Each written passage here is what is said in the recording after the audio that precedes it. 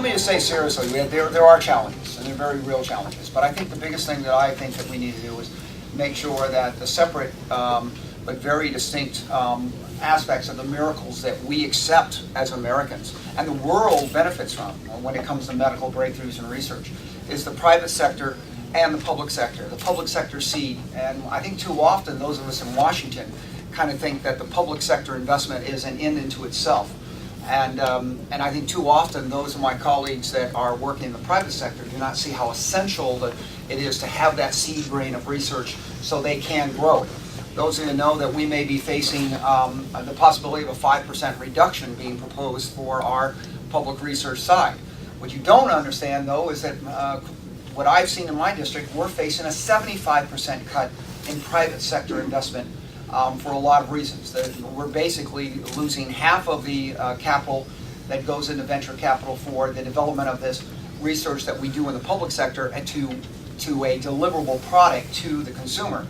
That money has evaporated almost 50%, and what exists of that 50% is going overseas, and that's a very big threat. And I think one of the things we need to do is basically have communication across. One of the things I really push to my colleagues is those who are big on the private sector has to stand up for the public sector investment, so the private sector has that seed grain. But those of us in the private that push the public sector need to recognize without the private sector investment, the consumer is not going to see it. And in all fairness, my frustration as our family faces a crisis, that as a father, I can tell my daughter who's struggling with cancer right now that the best available treatment will be there and we will pay for it.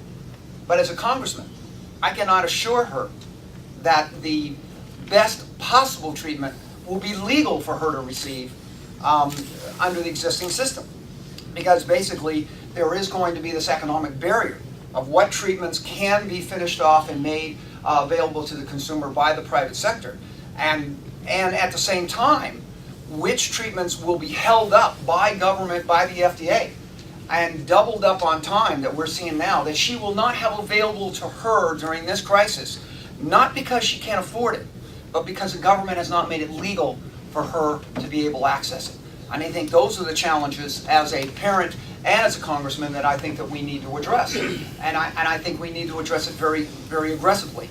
Now, as we're going to fight this battle to make sure that those public funds are available and try to maximize and minimize the available capital and minimize the cuts to the public sector, we also got to recognize that there are great opportunities, especially those of us that are looking at the public research, to help the private companies have those assets so that they can make it reality. And I would say this to a senator or a congressman: when we have $1 trillion of American capital overseas, $1 trillion that is going to be invested in foreign capital, if we do not take action now, that could come in and be used for R&D and research here in the United States. I think we not only have a right, we have a responsibility to change our tax laws to say, if you bring it in for this, we will hold you harmless. If you do this, we would much rather use American capital in America to develop these resources and develop jobs rather than using foreign borrowed money to be able to do the same thing. And I think those are the challenges.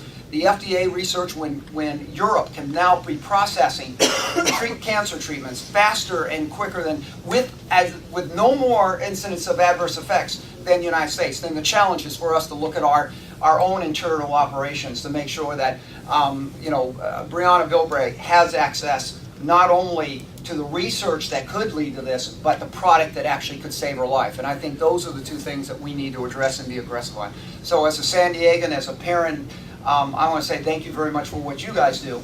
And as I would tell the private sector people, you've got to stand up for the public sector funding. I tell you that we're working on the basic research. You've got to remember, without the private sector investment, your miracles will never be flourished and never be delivered to the American people and the rest of the world. So thank you very much, and I'm honored to be here.